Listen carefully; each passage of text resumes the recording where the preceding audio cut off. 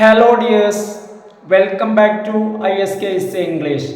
Hello dear students. നമ്മൾ ഇന്ന് discuss ചെയ്യുന്നത് ഇൻട്രൊഡക്ഷൻ ടു ലിറ്ററേച്ചർ എന്ന് പറയുന്ന പേപ്പർ. ആ പേപ്പറിൽ ഇപ്പോൾ നിങ്ങൾക്കറിയാം നമ്മൾ വിക്ടോറിയൻ പീരീഡ് അതുപോലെ തന്നെ റൊമാൻറ്റിക് പീരീഡൊക്കെ നമ്മൾ എടുത്തു കഴിഞ്ഞ നമ്മൾ ഡിസ്കസ് ചെയ്ത യൂണിറ്റുകളാണ്. അപ്പോൾ ഈ രണ്ട് യൂണിറ്റുകളിൽ നിന്നുള്ള ഏതാനും ഷോർട്ട് ക്വസ്റ്റ്യൻസ് അതുപോലെ തന്നെ പാരഗ്രാഫ് അതുപോലെ ഷോർട്ട് എസ്സേ ക്വസ്റ്റ്യൻസ് അതാണ് ഇന്ന് നമ്മൾ ഡിസ്കസ് ചെയ്യുന്നത്. ഫസ്റ്റ് നമ്മൾ ഡിസ്കസ് ചെയ്യുന്നത് ഒരു ഷോർട്ട് എസ്സേ ആണ്.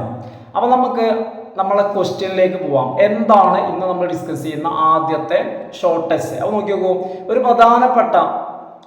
പ്രധാനപ്പെട്ട ചോദിച്ച് കണ്ട കുറച്ച് ക്വസ്റ്റ്യൻസ് സെലക്ട് ചെയ്തതാണ്. അപ്പം നിർബന്ധമായിട്ടും നിങ്ങൾ എന്ത് ചെയ്യണം, ഈ വീഡിയോ നിങ്ങൾ അവസാനം വരെ കാണും ചെയ്യണം. ഞാൻ ഈ പറയുന്ന കാര്യങ്ങൾ ശ്രദ്ധിക്കട്ടോ. കാരണം ഈ രണ്ട് യൂണിറ്റിൽ നിന്നും ഞാൻ സെലക്ട് ചെയ്തെടുത്ത കുറച്ച് ക്വസ്റ്റ്യൻസ് ആണ്, പ്രധാനപ്പെട്ട കുറച്ച് ക്വസ്റ്റ്യൻസ്. അപ്പോൾ ഫസ്റ്റ് പറയുന്നത് ഒരു ഷോർട്ട് എസ്സേ ആണ്. അപ്പോൾ എന്താണെന്ന് വെച്ച് കഴിഞ്ഞാൽ ക്വസ്റ്റ്യൻ നോക്കൂ. Briefly describe the writing style of Charles lamp. അതായത് ചാൾസ് ലാംബ് റൊമാൻറ്റിക് പീരീഡിലാണ് നമ്മൾ എസ്സേയിസ്റ്റ് ആയിട്ടുള്ള ചാൾസ് ലാംബിനെ പറയുന്നത്. ചാൾസ് ലാംബ്, ഈ ചാൾസ് ലാംബിൻ്റെ റൈറ്റിംഗ് സ്റ്റൈല് ഒരു പ്രധാനപ്പെട്ട ചോദ്യമാണ്. ചാൾസ് ലാംബിൻ്റെ റൈറ്റിംഗ് സ്റ്റൈല് ഡിസ്ക്രൈബ് ചെയ്യാം.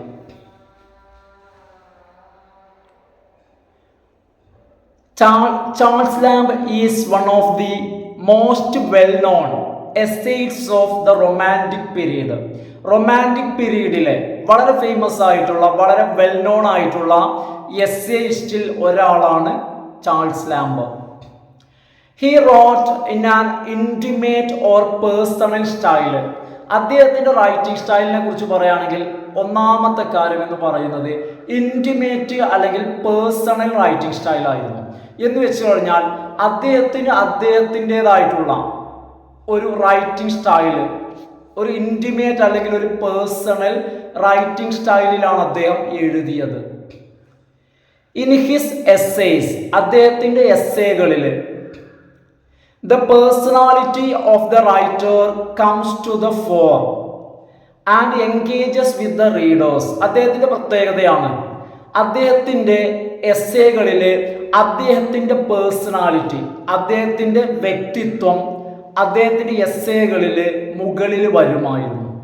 അദ്ദേഹത്തിൻ്റെ എസ്സേകളിൽ അദ്ദേഹത്തിൻ്റെ പേഴ്സണാലിറ്റി നമുക്ക് റൈറ്ററെ കാണാം, റൈറ്ററുടെ പേഴ്സണാലിറ്റി അവിടെ റിഫ്ലക്റ്റ് ചെയ്യുമായിരുന്നു. അതുപോലെ തന്നെ തൻ്റെ എസ്സേകളിലൂടെ അദ്ദേഹം റീഡേഴ്സുമായിട്ട് എൻഗേജ് ആവാം. എന്താ റീഡേഴ്സുമായിട്ട് എൻഗേജ് ആവുക എന്ന് പറഞ്ഞാൽ, അതായത് റീഡേഴ്സുമായിട്ട് ഒരു ആശയവിനിമയം അല്ലെങ്കിൽ റീഡേഴ്സുമായിട്ട് ഒരു ഡിസ്കഷനിൽ അത്തരം ഒരു രീതി അദ്ദേഹം ഉപയോഗിച്ചിരുന്നു. അദ്ദേഹം എപ്പോഴും റീഡേഴ്സുമായിട്ട് എൻഗേജ് ആയിരുന്നു. In A conversational tone he presented his experiences and struggles in life. അദ്ദേഹത്തിൻ്റെ എസ്സേകളിൽ ഒരു കോൺവെർസേഷണൽ ടോണിൽ, ഒരു കോൺവെർസേഷണൽ സ്റ്റൈലിൽ അദ്ദേഹത്തിൻ്റെ അനുഭവങ്ങളും അതുപോലെ തന്നെ അദ്ദേഹത്തിൻ്റെ ജീവിത പ്രയാസങ്ങളും തൻ്റെ റീഡേഴ്സുമായിട്ട് അദ്ദേഹം പങ്കുവെച്ചു, അദ്ദേഹം ഷെയർ ചെയ്തു. അപ്പോൾ അദ്ദേഹത്തിൻ്റെ റൈറ്റിങ്ങിൻ്റെ മറ്റൊരു പ്രത്യേകതയാണ് കോൺവെർസേഷണൽ ടോണ്. സംഭാഷണത്തിൻ്റെ ടോണിൽ അദ്ദേഹത്തിൻ്റെ ജീവിതത്തിലെ പ്രശ്നങ്ങളും അതുപോലെ തന്നെ എക്സ്പീരിയൻസസും അദ്ദേഹം പ്രസന്റ് ചെയ്തു. He focused on urban life, it's pleasures and occupations. അദ്ദേഹത്തിൻ്റെ എസ്സേകളിൽ അദ്ദേഹം പ്രസന്റ് ചെയ്തത് അല്ലെങ്കിൽ അദ്ദേഹം ഫോക്കസ് ചെയ്തത് അർബൻ ലൈഫാണ്. അദ്ദേഹം ഫോക്കസ് ചെയ്തത് റൂറൽ ലൈഫ് അല്ലെങ്കിൽ വില്ലേജ് ലൈഫ് അല്ല. ചാൾസ് ലാംബ് ഫോക്കസ് ചെയ്തത് അർബൻ ലൈഫാണ്. എന്താ അർബൻ ലൈഫ് പറഞ്ഞാൽ? നഗരത്തിൻ്റെ ജീവിതം. അപ്പം നഗരത്തിൻ്റെ ജീവിതം, അതുപോലെ തന്നെ ഇറ്റ്സ് പ്ലഷേഴ്സ്, നഗരത്തിൻ്റെ സന്തോഷങ്ങൾ, അതുപോലെ തന്നെ ഒക്യുപ്പേഷൻസ്, അവിടുത്തെ തൊഴിലുകൾ, ഇതെല്ലാം അദ്ദേഹത്തിൻ്റെ എസ്സേകളിൽ അദ്ദേഹം ഫോക്കസ് ചെയ്തു. He interpreted dum with great insight and sympathy. അദ്ദേഹത്തിൻ്റെ വർക്കുകളിൽ ഈ നഗരജീവിതവും നഗരജീവിത സന്തോഷങ്ങളും ജോലികളും നഗരജീവിതത്തിൻ്റെ വ്യത്യസ്തമായ വശങ്ങളെ വലിയ ഉൾക്കാഴ്ചയോടുകൂടി അദ്ദേഹത്തിൻ്റെ വർക്കുകളിൽ അദ്ദേഹം വ്യാഖ്യാനിച്ചു. ഇന്റർപ്രറ്റ് ചെയ്യുക. എന്താ ഇന്റർപ്രറ്റ് ചെയ്യുക എന്ന് പറഞ്ഞാൽ വ്യാഖ്യാനിക്കുക. അപ്പൊ അദ്ദേഹത്തിന്റെ വർക്കുകളിൽ അദ്ദേഹം ഈ ഒരു അർബൻ ലൈഫിനെ ഇന്റർപ്രറ്റ് ചെയ്തു വിത്ത് ഗ്രേറ്റ് ഇൻസൈറ്റ്, വലിയ ഉൾക്കാഴ്ചയോടുകൂടി. ഇൻസൈറ്റ് പറഞ്ഞാൽ ഉൾക്കാഴ്ച. അതുപോലെ തന്നെ ആൻഡ് സിമ്പതി, സഹതാപത്തോടെയും. Lamb's essays are narrated through. മിക്കവാറും ലാംബിന്റെ എസ്സേകളിലെ വിവരങ്ങൾ അല്ലെങ്കിൽ വിഷയങ്ങൾ, തീമുകളെ നറേറ്റ് ചെയ്യുന്നത് through the sentimental, functional, sentimental, അതുപോലെ തന്നെ fictional figure of Elia. Elia എന്ന് പറയുന്ന അദ്ദേഹത്തിന്റെ ഒരു ഫിക്ഷണൽ ഫിഗർ ഉണ്ട്. എന്താ ഫിക്ഷണൽ ഫിഗർ എന്ന് വെച്ച് കഴിഞ്ഞാൽ അദ്ദേഹത്തിന്റെ എസ്സേക്ക് വേണ്ടി നിർമ്മിച്ച ഒരു ഫിഗർ, ഒരു കഥാപാത്രം.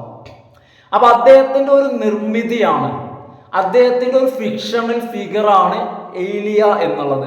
അപ്പൊ ഈ ഈലിയ എന്ന് പറയുന്ന ഫിക്ഷണൽ ഫിഗർ അദ്ദേഹത്തിന്റെ സാങ്കല്പിക കഥാപാത്രം.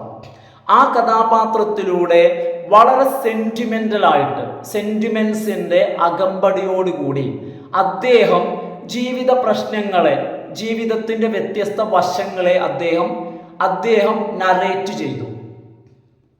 ആരിലൂടെ? ഈലിയ എന്ന് പറയുന്ന ഫിക്ഷണൽ ഫിഗറിലൂടെ. അപ്പൊ ആ കഥാപാത്രത്തെ കുറിച്ച് പറയാണ്. ആ കഥാപാത്രം who stands in for the author himself. ആര് തന്നെയാണ് ആ കഥാപാത്രം? ആരാണ് ആ കഥാപാത്രം? റൈറ്റർ ഉണ്ടല്ലോ, ഓതർ.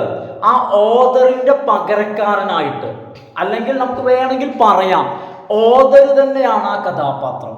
അപ്പൊ ഓതറിന്റെ ഒരു റെപ്രസെന്റേറ്റീവ് അല്ലെങ്കിൽ ഓതറിന്റെ ഒരു പ്രതിനിധിയായിട്ട്, തൻ്റെ ഒരു പ്രതിനിധിയായിട്ട് ചാൾസ് ലാംബ് സൃഷ്ടിച്ച ഒരു ഫിക്ഷണൽ ഫിഗറാണ് ഈലിയ. ഈ ഇതിലൂടെയാണ് അദ്ദേഹം ജീവിതവുമായി ബന്ധപ്പെട്ട വ്യത്യസ്ത വശങ്ങളെ കുറിച്ചുള്ള തൻ്റെതായിട്ടുള്ള കാഴ്ചപ്പാടുകളെ വരച്ച് കാണിക്കുന്നത്. His style has been described as quaint. അദ്ദേഹത്തിന്റെ സ്റ്റൈലിനെ കുറിച്ച് പറയുന്നത്, ഡിസ്ക്രൈബ് ചെയ്യുന്നത് ക്വൈന്റ് എന്നാണ്. ക്വൈന്റ് മീൻസ് സ്ട്രേഞ്ച്, ഒരു വിചിത്രമായ ശൈലി എന്നാണ് അദ്ദേഹത്തിന്റെ ശൈലിയെ കുറിച്ച് പറയുന്നത്. എന്തുകൊണ്ട്? Since it has A charming old fashioned appeal. അദ്ദേഹത്തിന്റെ സ്റ്റൈലിന് ഒരു ചാമിങ്, ഒരു ആകർഷണം ഉള്ളത് കൊണ്ട് തന്നെ. ചാമിങ് എന്ന് പറഞ്ഞാൽ എന്താ? ആകർഷണം, അട്രാക്റ്റീവ് ആണ് അദ്ദേഹത്തിന്റെ സ്റ്റൈല്. അതുപോലെ തന്നെ ഓൾഡ് ഫാഷൻഡ് അപ്പീൽ എന്ന് വെച്ച് കഴിഞ്ഞാൽ ഇപ്പൊ അദ്ദേഹത്തിന്റെ വർക്കുകളിൽ പല പഴയ വാക്കുകളും പ്രയോഗങ്ങളും ഒക്കെ കാണാം. അതുകൊണ്ട് തന്നെ ഓൾഡ് ഫാഷൻഡ് അപ്പീൽ, ആ ഒരു പഴയ രീതി, പഴയ സ്റ്റൈല് അല്ലെങ്കിൽ പഴയ ശൈലിയുടെ ഒരു അപ്പീൽ, അതിൻ്റെ ഒരു ആകർഷണം അല്ലെങ്കിൽ അതിൻ്റെ ഒരു പ്രവണത നമുക്ക് അദ്ദേഹത്തിൻ്റെ സ്റ്റൈലിൽ കാണാം. അതുകൊണ്ട് അദ്ദേഹത്തിൻ്റെ സ്റ്റൈലിനെ ക്വൈന്റ് എന്നാണ് വിവരിക്കപ്പെടുന്നത്. He would change vocabulary and tone according to the subjects he is writing about. വ്യത്യസ്തമായ വിഷയങ്ങൾ, പല വിഷയങ്ങൾ അദ്ദേഹം എഴുതുമ്പോൾ ആ വിഷയങ്ങൾക്ക് അനുസരിച്ച് വൊക്കാബുലറിയും അതുപോലെ തന്നെ ടോണും അദ്ദേഹം മാറ്റുമായിരുന്നു. വൊക്കാബുലറി എന്ന് പറഞ്ഞാൽ അദ്ദേഹം ഉപയോഗിക്കുന്ന പദങ്ങൾ, അതുപോലെ തന്നെ ടോണ്. നമുക്ക് പല വിഷയങ്ങൾ പല ടോണിൽ പറയാൻ പറ്റും.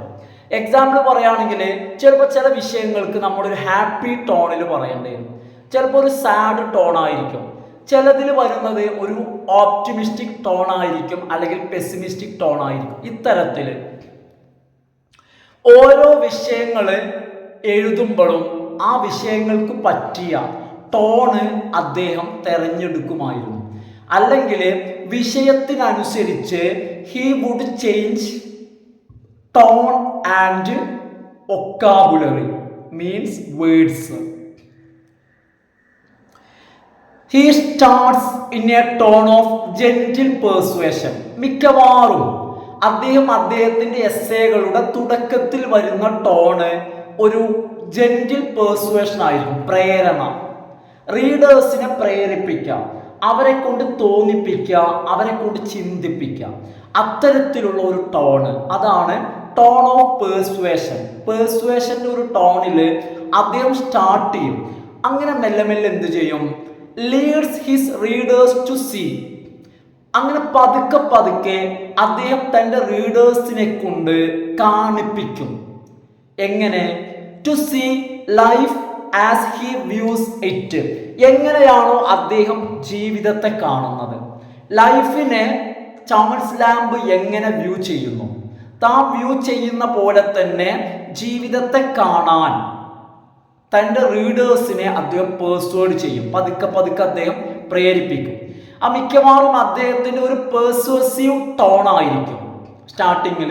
എന്നിട്ട് പതുക്കെ തൻ്റെ റീഡേഴ്സിനെ കൊണ്ട് ജീവിതത്തെ ഹൗ ഹി വ്യൂസ് ഇറ്റ്, അദ്ദേഹം എങ്ങനെ ലൈഫിനെ വ്യൂ ചെയ്യുന്നു, അദ്ദേഹം എങ്ങനെയാണ് ലൈഫിനെ കാണുന്നത്, അതുപോലെ ലൈഫിനെ കാണാൻ തൻ്റെ റീഡേഴ്സിനെയും അദ്ദേഹം എന്ത് ചെയ്യും?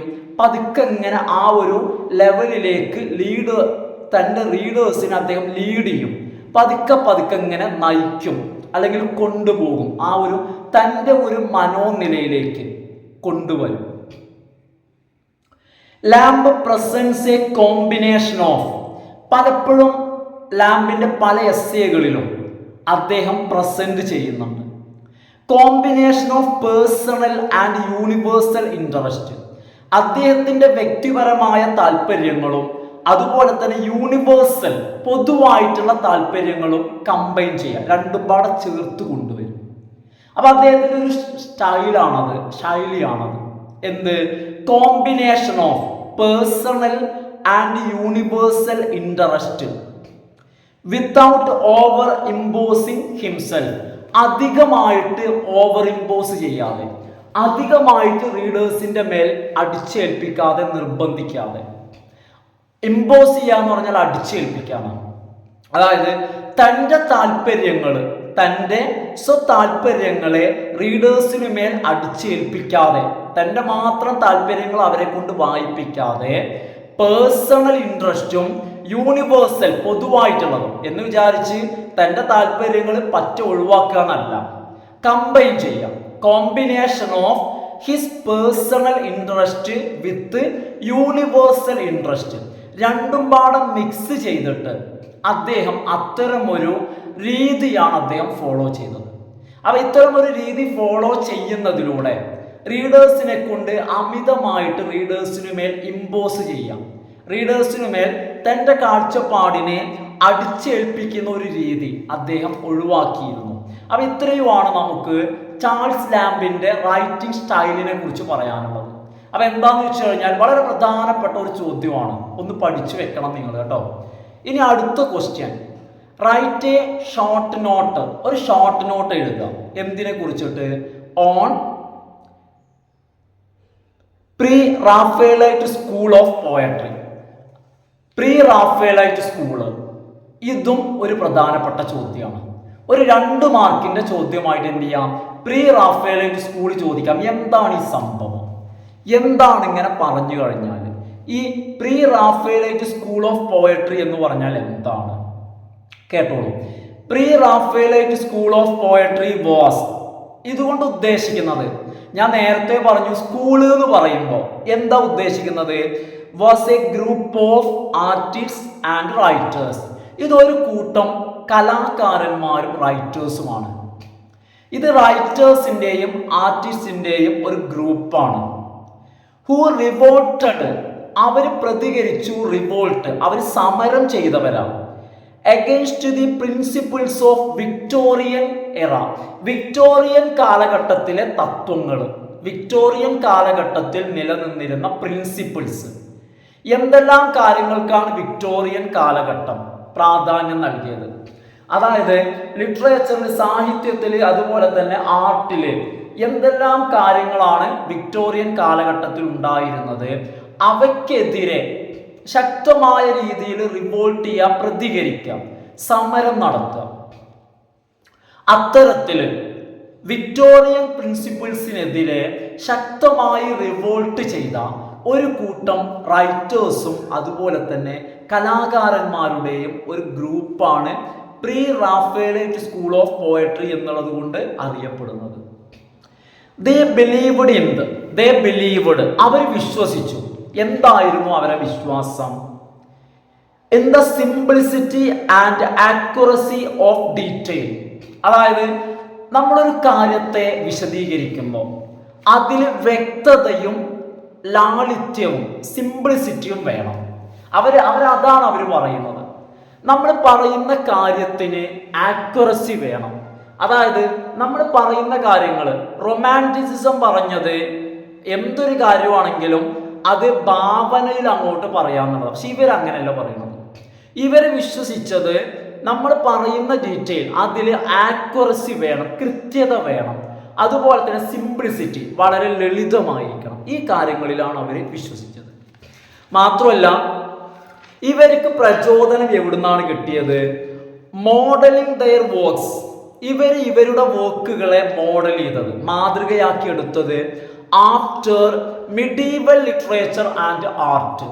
ഇവര് മിഡീവൽ ലിറ്ററേച്ചറിനെയും ആർട്ടിനെയും മിഡീവൽ കലയെയും സാഹിത്യത്തെയും ഫോളോ ചെയ്തിട്ട് ഇവരുടെ വർക്കുകളെ എഴുതിയ ആളുകളാണ്.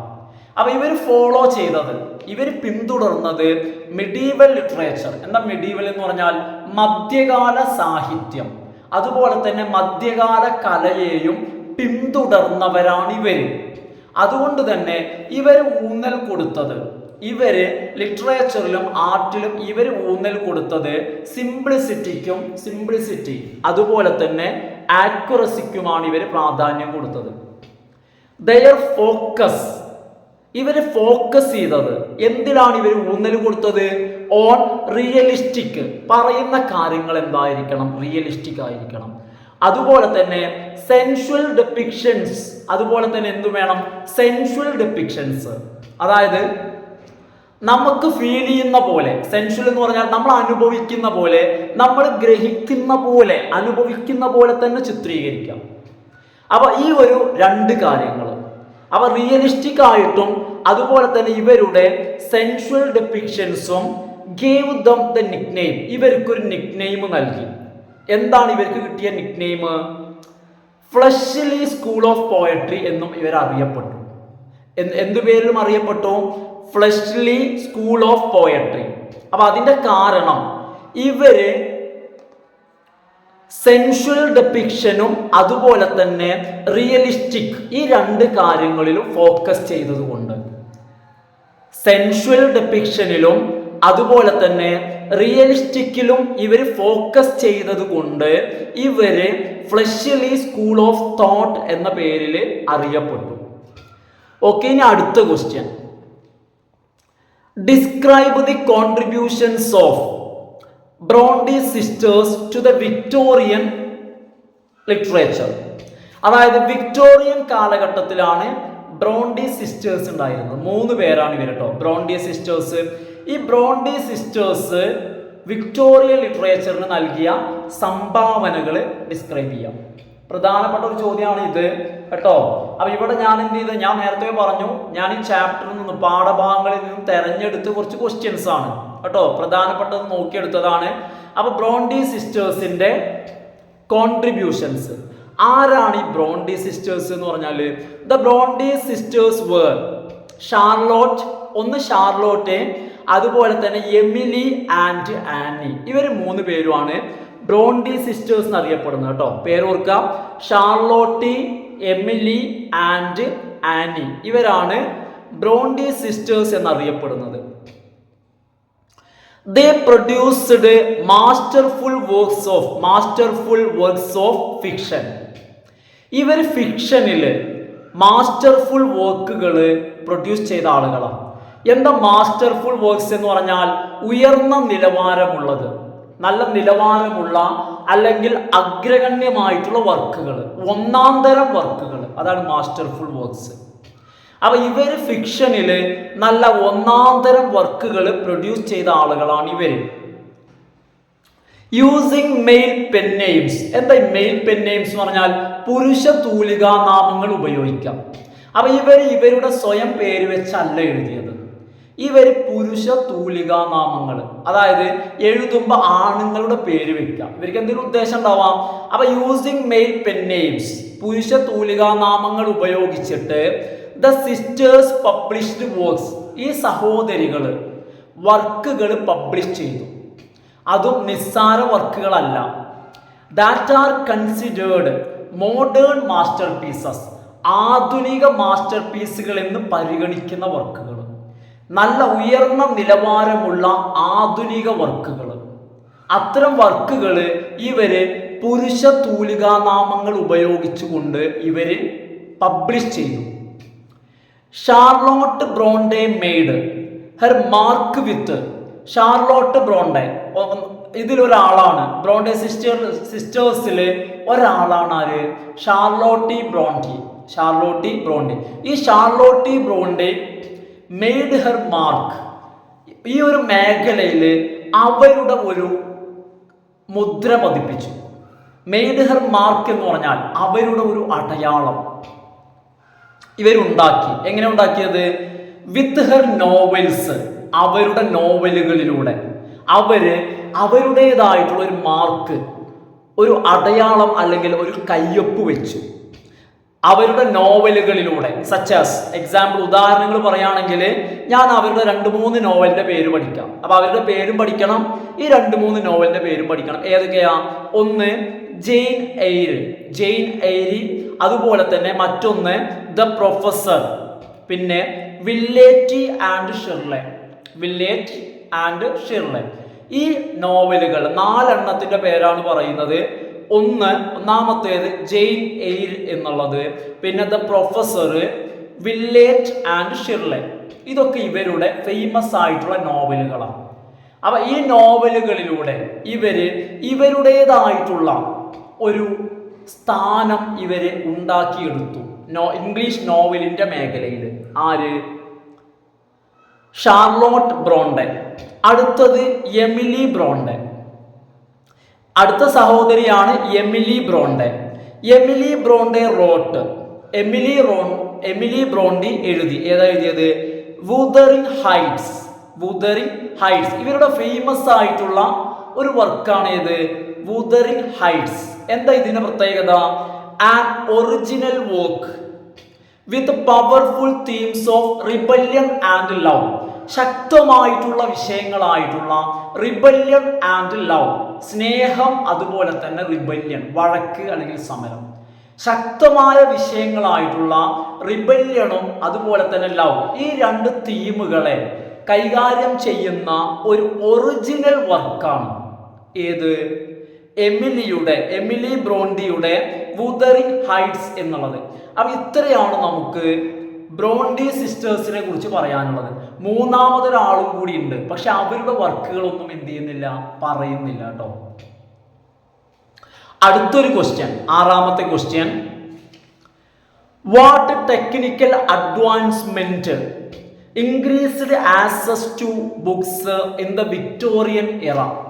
വിക്ടോറിയൻ കാലഘട്ടത്തിൽ എന്ത് സാങ്കേതിക പുരോഗതിയാണ് പുസ്തകങ്ങൾ ലഭിക്കാനുള്ള, ബുക്സ് ലഭിക്കാനുള്ള സാധ്യത വർദ്ധിപ്പിച്ചത്? അപ്പൊ വിക്ടോറിയൻ കാലഘട്ടത്തിൽ എന്തോ ഒരു പുരോഗതി ഉണ്ടായി എന്ന് പറഞ്ഞു. അതിന്റെ ഫലമായിട്ട് ബുക്സ് ലഭിക്കാനുള്ള സാധ്യത, ആക്സസ് ഒരുപാട് കൂടി എന്ന് പറയുന്നുണ്ട്. 1 മാർക്കിന്റെ ക്വസ്റ്റ്യൻ ആണ്. നിങ്ങൾക്ക് അറിയോ എന്താണ്? ഓർത്തു വെച്ചോളൂ. എന്ത് മേഖലയിലുള്ള പുരോഗതിയാ? Advancement in printing technology. ഇത്രയാണ് ആൻസർ ഉള്ളൂ. Advancement in printing technology increased access to books and magazines. അതായത് പ്രിന്റിംഗ് മേഖലയിൽ വന്ന പുരോഗതി ബുക്സും മാഗസിൻസും ലഭിക്കാനുള്ള സാധ്യത വർദ്ധിപ്പിച്ചു. അടുത്ത 7ാമത്തെ question. Who were the pre romantic poets? ആരൊക്കെയാണ് പ്രീ റൊമാൻറ്റിക് പോയറ്റ്സ്? 2-3-4 പേരെ പഠിക്കാനുള്ളൂ. ഈ പേരൊന്നും ഇങ്ങോട്ട് പഠിച്ചു വെക്കട്ടോ, പ്രധാനപ്പെട്ട ചോദ്യമാണ്. പ്രീ റൊമാൻറ്റിക് പോയറ്റ്സ് ആരൊക്കെയാണ്? പഠിക്കല്ലേ? ആരൊക്കെയാ? William Cowper, George Crabbe, William Blake, Thomas Gray and Robert Burns. ഇവരൊക്കെയാണ് വളരെ പ്രധാനപ്പെട്ട പ്രീ റൊമാൻറ്റിക് പോയറ്റ്സ്. എന്ന് വെച്ച് കഴിഞ്ഞാൽ റൊമാൻറ്റിക് കാലഘട്ടത്തിന് മുൻപുള്ളവർ. മാത്രമല്ല ഇവരെ കുറിച്ച് നമ്മൾ പറയുന്നുണ്ട്, റൊമാൻറ്റിസിസത്തിന് വളരാനുള്ള ഒരു സ്റ്റേജ് സെറ്റ് ചെയ്ത് കൊടുത്തത് ഇവരാണ്. അപ്പോൾ സ്റ്റുഡൻസ്, ഇനി ഞാൻ ഡിസ്കസ് ചെയ്യുന്നത് 8ാമത്തെ ക്വസ്റ്റ്യൻ ആണ്, ഇന്നത്തെ നമ്മുടെ ക്ലാസ്സിലെ അവസാനത്തെ question. What is the romantic revival? എന്താ ഈ റൊമാൻറ്റിക് റിവൈവൽ എന്ന് പറഞ്ഞാൽ? പഠിക്കേണ്ട ഒരു പ്രധാനപ്പെട്ട ടേമാണ് romantic revival. The romantic revival refers to the, ഈ റൊമാൻറ്റിക് റിവൈവൽ കൊണ്ട് ഉദ്ദേശിക്കുന്നത് the later parts of the neo classical era. Neo classical കാലഘട്ടം ഉണ്ടല്ലോ, അതിൻ്റെ അവസാന ഭാഗമാണ്. അതിൻ്റെ അവസാന ഭാഗം later parts of the neo classical ഇറ. ഈ ലേറ്റർ പാർട്സ് എന്ന് പറയുമ്പോൾ ആ പാർട്സിൻ്റെ, ആ ഭാഗങ്ങളുടെ പ്രത്യേകതകൾ എന്തൊക്കെയാണ്? ലേറ്റർ പാർട്സ് എന്ന് പറയുമ്പോൾ ഇത് എപ്പോഴാണെന്ന് വെച്ച് കഴിഞ്ഞാൽ വെൻ മെനി റൈറ്റേഴ്സ്, ഈ ഒരു ഭാഗമാണ്. അതായത് when many writers moved away from the rigid literary ideals of the time. ആ കാലഘട്ടത്തിലെ വളരെ റിജിഡ് എന്ന് പറഞ്ഞാൽ വളരെ പരുക്കനായിട്ടുള്ള, സ്ട്രോങ് ആയിട്ടുള്ള, മാറ്റമില്ലാത്ത നിയോ ക്ലാസിസത്തിന്റെ ലിറ്റററി ഐഡിയൽസ്, സാഹിത്യ ആദർശങ്ങൾ, ആ ആദർശങ്ങളിൽ നിന്നും ഒരുപാട് റൈറ്റേഴ്സ് അകന്നു പോവാൻ തുടങ്ങി. മൂവ്ഡ് എവേ, അകലാൻ തുടങ്ങി. Moved away from rigid literary ideals of the time. എന്ന് പറഞ്ഞാൽ ഐഡിയൽസ് ഓഫ് നിയോ ക്ലാസിസിസം. അപ്പൊ നിയോ ക്ലാസിസിസത്തിന്റെ ആദർശങ്ങളിൽ നിന്നും, റിജിഡ് ആയിട്ടുള്ള, സ്ട്രോങ് ആയിട്ടുള്ള, മാറ്റമില്ലാത്ത ആദർശങ്ങൾ, ആ ആദർശങ്ങളിൽ നിന്നും റൈറ്റേഴ്സ് അകലാൻ തുടങ്ങിയ കാലഘട്ടം, ആ കാലഘട്ടത്തെയാണ് റൊമാൻറ്റിക് റിവൈവൽ എന്ന് വിളിക്കുന്നത്. ദയർ പോയട്രി ഡിസ്പ്ലേഡ്, അവരുടെ പോയട്രി, അകലാൻ തുടങ്ങിയ റൈറ്റേഴ്സില്ലേ, കവികള്, അവരുടെ കവിതകള് ഡിസ്പ്ലേഡ്, കാണിച്ചു. എന്താ കാണിച്ചത്? ഏർലി ടെൻഡൻസീസ് ഓഫ് റൊമാൻറ്റിസിസം, റൊമാൻറ്റിസിസത്തിന്റെ ആദ്യകാല പ്രവണതകൾ. റൊമാൻറ്റിസിസം വരുന്നതിന്റെ ആദ്യകാല പ്രവണതകൾ കണ്ടത് ഈ റൊമാൻറ്റിക് റിവൈവൽ എന്നുണ്ടല്ലോ, ആ ഒരു കാലഘട്ടത്തിലെ റൈറ്റേഴ്സ്, നിയോ ക്ലാസിസത്തിൽ നിന്നും അകന്നു പോകുന്ന റൈറ്റേഴ്സ്, അവരുടെ വർക്കുകളിലാണ് നമ്മൾ റൊമാൻറ്റിസിസത്തിന്റെ ഒരു ഏർലി ടെൻഡൻസി കണ്ടു തുടങ്ങുന്നത്. എന്തൊക്കെയാണ് ആ ഏർലി ടെൻഡൻസി? സച്ചാസ്, അവരുടെ വർക്കുകളിൽ എന്താണ് ആ ഒരു ടെൻഡൻസി ആയിട്ട് കണ്ടത്? സച്ചാസ് ഫോക്കസ് ഓൺ നേച്ചർ, അവരുടെ വർക്കുകളിൽ അവര് പ്രകൃതിക്ക് പ്രാധാന്യം നൽകി. അതന്നെയാണ് ആരും ചെയ്യുന്നത്? റൊമാൻറ്റിസിസം ചെയ്യുന്നത്, അല്ലെ? അപ്പൊ ഇവരും ആര്? റൊമാൻറ്റിക് റിവൈവൽ എന്ന് പറയുന്നത് റൊമാൻറ്റിസിസത്തിന്റെ തൊട്ട് മുൻപാണ്. അതുപോലെ തന്നെ നിയോ ക്ലാസിസത്തിന്റെ അവസാന ഭാഗവും. അപ്പൊ ആ ഭാഗത്ത് വരുന്ന റൈറ്റേഴ്സ് അവരാണ് നിയോ ക്ലാസിസത്തിന്റെ റിജിഡ് ഐഡിയൽസിൽ നിന്നും, സ്ട്രോങ് ആയിട്ടുള്ള, മാറ്റമില്ലാത്ത, ദാറ്റ് ഈസ് റിജിഡ്. ഫ്ലെക്സിബിൾ എന്നുള്ളതിന്റെ ഓപ്പോസിറ്റ് ആണ് എന്ത്? റിജിഡ്, മാറ്റമില്ലാത്തത്, ദൃഢമായത്. അപ്പൊ ദൃഢമായിട്ടുള്ള നിയോ ക്ലാസിസത്തിന്റെ ആദർശങ്ങളിൽ നിന്നും, ഐഡിയൽസിൽ നിന്നും മാറിയിട്ട് ഇവരുടെ വർക്കുകളിൽ ഇവര് നേച്ചർ, പ്രകൃതിയെ ഫോക്കസ് ചെയ്തു. അതുപോലെ തന്നെ എ ഷിഫ്റ്റ്, ഇവരുടെ വർക്കുകളിൽ ഒരു ഷിഫ്റ്റ് ഉണ്ടായി. എന്താ ഷിഫ്റ്റ് എന്ന് പറഞ്ഞാൽ? ഒരു ചേഞ്ച്, ഒരു മാറ്റം. എന്ത് മാറ്റമാണത്? ടുവാർഡ്സ് സിംപ്ലർ, വളരെ ലളിതവും അതുപോലെ തന്നെ more natural forms of expression. ഇവരുടെ വർക്കുകളിൽ ഇവർ അവതരണത്തിനു വേണ്ടി, എക്സ്പ്രഷൻ, അവതരണം, വളരെ ലളിതമായ, അതുപോലെ തന്നെ നേച്ചുറൽ, സ്വാഭാവികമായ, ലളിതമായ രീതിയിൽ കാര്യങ്ങൾ അവതരിപ്പിക്കുന്ന ഒരു രീതി. അതും ഈ റൈറ്റേഴ്സിന്റെ വർക്കുകളിൽ നമുക്ക് റൊമാൻറ്റിസിസത്തിന്റെ ഒരു ഏർലി ടെൻഡൻസി ആയിട്ട് കാണാൻ പറ്റും. അപ്പൊ ഈ ഒരു പ്രവണത, ഏത് പ്രവണത? നിയോ ക്ലാസിസത്തിന്റെ റിജിഡായിട്ടുള്ള ആദർശങ്ങളിൽ നിന്നും അകന്നു പോവാൻ നിയോ ക്ലാസിസത്തിന്റെ ലേറ്റർ പീരീഡ്സിൽ റൈറ്റേഴ്സ് കാണിച്ചു. ആ ഒരു പ്രവണതയെ അല്ലെങ്കിൽ ആ ഒരു സമയത്തെയാണ്, ആ ഒരു ടൈമിനെ, കാലഘട്ടത്തെ സൂചിപ്പിക്കുന്ന പദമാണ് എന്ത്? Romantic revival. അപ്പൊ ഇതോടുകൂടി ഫ്രണ്ട്സ് ഇന്നത്തെ വീഡിയോ നമ്മളിവിടെ വൈൻഡപ്പ് ചെയ്യാണ് കേട്ടോ. അപ്പോൾ ഈ പറഞ്ഞ ക്വസ്റ്റ്യൻസ് ഉണ്ടല്ലോ, അപ്പൊ പ്രധാനപ്പെട്ട ക്വസ്റ്റ്യൻസ് നിങ്ങൾ ശ്രദ്ധിക്കാം.